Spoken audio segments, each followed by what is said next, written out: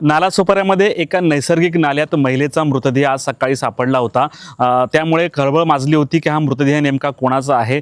सुरुवातीला नालासोपारा पोलिसांनी हा मृतदेह ताब्यात घेतला आणि आज संध्याकाळी उशिरा या मृतदेहाची ओळख पटलेली आहे। 2 मार्च पासून ही महिला जी आहे बेपत्ता होती आणि नालासोपारा पोलीस स्टेशनमध्ये मिसिंगचा गुन्हा देखील दाखल होता। सुनंदा रघुनाथ धनकडे असं या महिलेचं नाव आहे। जवळपास 75 वर्ष तिचं वय हे सांगितलं जाते। 2 मार्च रोजीपासून तिचा शोध कार्य सुरू होता।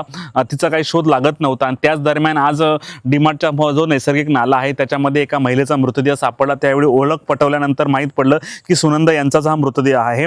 स्थानिक नागरिकांना सकाळी या नाल्यामध्ये एका महिलेचा मृतदेह तरंगताना दिसला होता। त्यानंतर पोलिसांना याची माहिती देण्यात आली आणि ही मृत महिलाची जी आहे काष्टी साडी घातल्याचं त्यावेळेस सांगण्यात आलं होतं आणि घटनेची माहिती जेव्हा सकाळी पोलिसांना मिळाली तेव्हा पोलिसांनी धाव घेत मृतदेह ताब्यात घेतला आणि याची ओळख पटवण्यासाठी सर्व पोलीस स्टेशनमध्ये वायरलेसद्वारे कळवण्यात आलं होतं। आज संध्याकाळी याचा मृतदेह सापडलेला आहे। त्यामुळे ही महिला नेमकी नाल्यामध्ये कशी पडली हे अद्यापही कळू शकलेलं नाही। हा पोलीस तपासाचा भाग आहे। पोलीस आता लवकरच या महिलेचा मृतदेह नाल्यात कसा आला त्या अनुषंगाने तपास करतील।